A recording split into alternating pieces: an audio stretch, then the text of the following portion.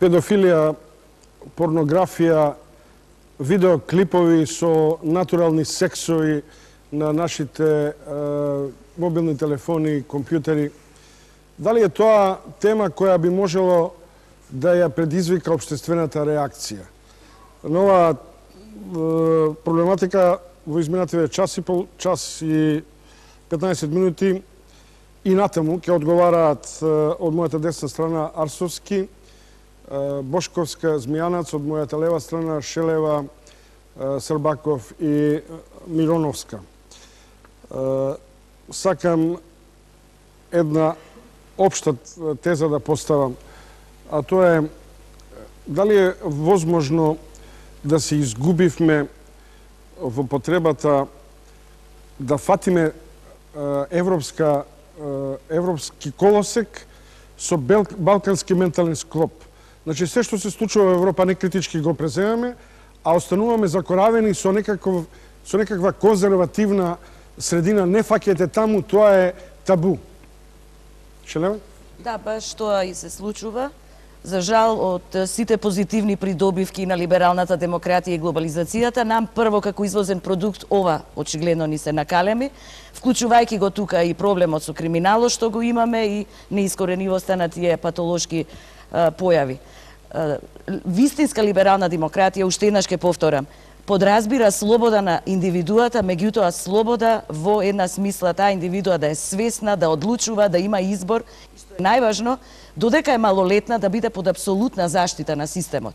Се плашам дека нашиот систем таа заштита во овој момент се уште не може да ја понуди или е крајно време да почне да размислува како да се мобилизира себе си за тоа да го стори, бидејќи ова се сепак се уште деца, без разлика. Дали училиштата се заробеници на социјалната и психолошката атрофија која настанува во ова транзицијско време, па велите, чекате, сите сме немотни и ние можеме да бидеме во истиот кош. Миронов Карцовски? Етам, од прво оделение, па се до втора година средно образование, во училиштата воопшто не се учи за ниту една социопатолошка појава. Ние во прво оделение ги учиме децата на демократија. Но не ги учиме што може во животот понатаму да го снајде. Значи, од прво оделение, каде што се најкритичните години за негово образование, тој доаѓа во средно образование со 14 години со една формирана личност, каде што формирана личност со сите негови позитивни и негативни работи, ние сега одеднашка треба него да го преобразиме ако тој има одредени девијантни појави или ако е склон кон одредени социопатолошки појави, како што е проституцијата, како што е коцкањето, како што е наркоманијата, пушењето, алкохолот. Сето тоа се проблеми што ни се јавуваат кај нас во средните училишта. И ние во ниту еден сегмент се до втора година, дури во втора година по предметот социологија, почнува да се изучуваат овие појави. Дајте, во средното, во овој дел, особено во основното образование, да имаме одреден предмет кој сето тоа ќе го изучува. Ја ќе се извинам само. Во минатото вие се сеќавате, постоеше одреден предмет кој, јас сега не сакам тоа да го протежирам, но морам да го кажа. Имаше предмет одбрана и заштита кој подоцна се премина во предмет мир и толеранција. Тој предмет ги изучуваше сите социопатолошки појави. Значи, појавата, причините зашто се појавуваат, последиците, ние тоа денеска не го изучуваме.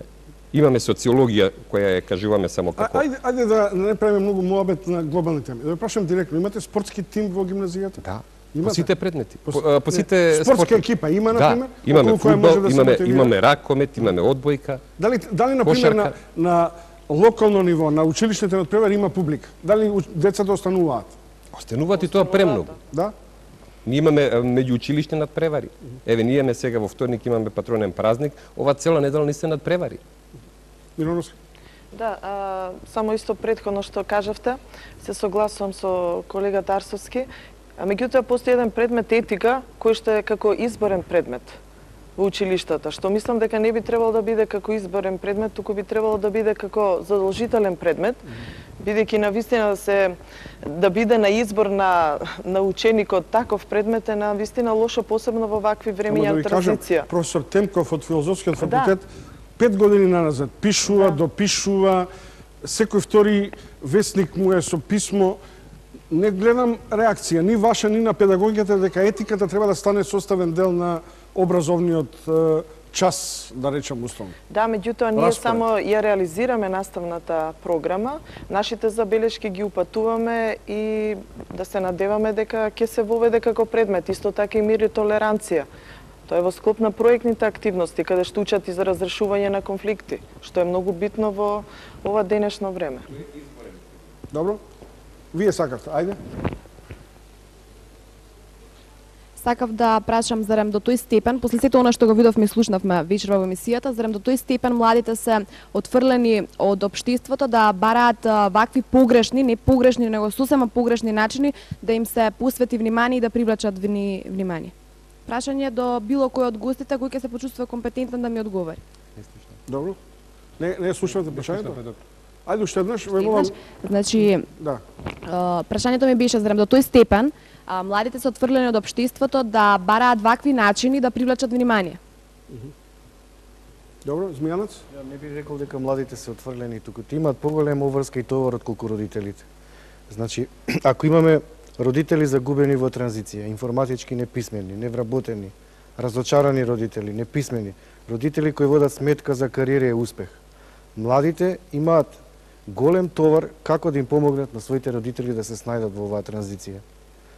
Вие имате обратна теза? Не, само дека децата треба на родителите да им помогнат. Да. Сега доаѓа време кога децата преземаат одговорност да водат грижа за родителите. Зошто се информатички пописмени, образовно се пописмени, повеќе знаат, повеќе можат. И сега јас сакам да ја дотуркам таа моја теза, дека со помош на воспитно-образовниот кадар, со промовирање на граѓански активизам, со вклучување на родителите во граѓанскиот активизам, се создава интеракција меѓу родители, деца и воспитно-образовен кадар.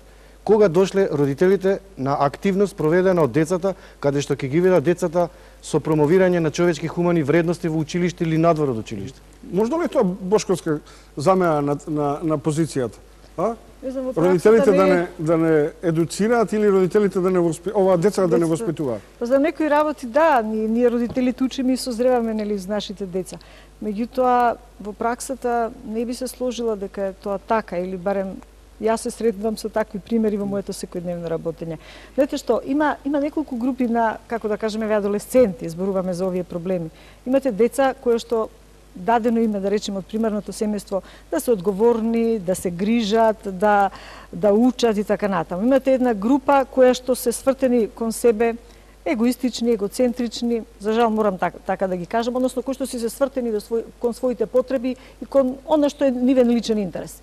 Имате една трета група на адолесценти кои што во овие сите негативни појави што ги збориме што доаѓаат од надвор, трката како да се, ќе слушнете измеѓу младите трета, четврта година, како да се направи пари, вака жаргонски да се изразам, како најлесно да се дојде тоа без многу труд и работа. И една четврта група имате која што се имаа социјално однесување, односно која што на еден многу негативен начин се отфрла од општеството, односно они така се доживуваат. Дали ние имаме недостиг на етички кодови, на етика што би побарал професор Темков во образовниот систем, или на нарушени вредностни системи? Шелева? Мислам дека ги имаме двата проблеми заедно во коктел. И тоа е она што ја прави ситуацијата доста заострена. И прво збунетоста кај возрастните, значи во системските структури, а после таа си се рефлектира и се умножува кај адолесцентите. Мислам дека сето ова е дополнително искомплицирано со она што пред малку го кажавме. И заедно со некои појави од кои не можеме пак викам да се имунизираме, а тоа е некаков подем на естрадноста како квалитет на животот. Естрадноста во смисла дека се треба да оди на брзина, без многу вложување труд, без особен талент, дури подсвесно општеството и ги слави таквите примери, таквите транзицијски јунаци, ја би рекла антијунаци, меѓутоа во смисла на луѓе кои се искачиле социјално погоре, отколку што заслужуваат според своите вистински интелектуални, ментални, а камоли морални квалитети.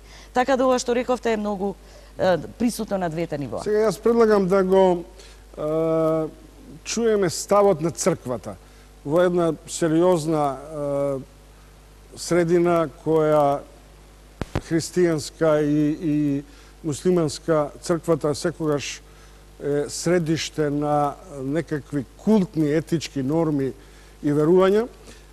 Како гледа професорот на богословијата во Македонската православна црква, господинот Таковски, на овие разблуднетости, како би рекол, во ова што ни се случува во општеството. Еве, погледате. Дали колку младите луѓе чувствуваат потреба да дојдат кај вас на исповед? Иако кај нас, за жал, мнозина не знаат за светата тајна исповед, односно дека постои воопшто во православната црква, сепак има голем број млади кои се обраќаат во црквата и бараат преку покаяние со помош на свештеник да се ослободат од товарот што го носат, од бремето што го носат, што ги притиска. Верувам дека кога ќе откријат младите значењето на овој бесплатен лек во црквата, дека тие ќе најдат начин за своите проблеми, за своите маки, за гревот свој што ги притиска. Што најчесто младите се подготвени да зборуваат? Проблемите на младите се најчесто, за жал, проблеми поврзани со некои постапки неморални што ги направиле, како што се, например, последици од сексуалната слобода и сексуалниот разврат што владее кај нас. Голем број млади девојчина забременуваат на 13-14 годишна возраст и после доаѓа трагедијата.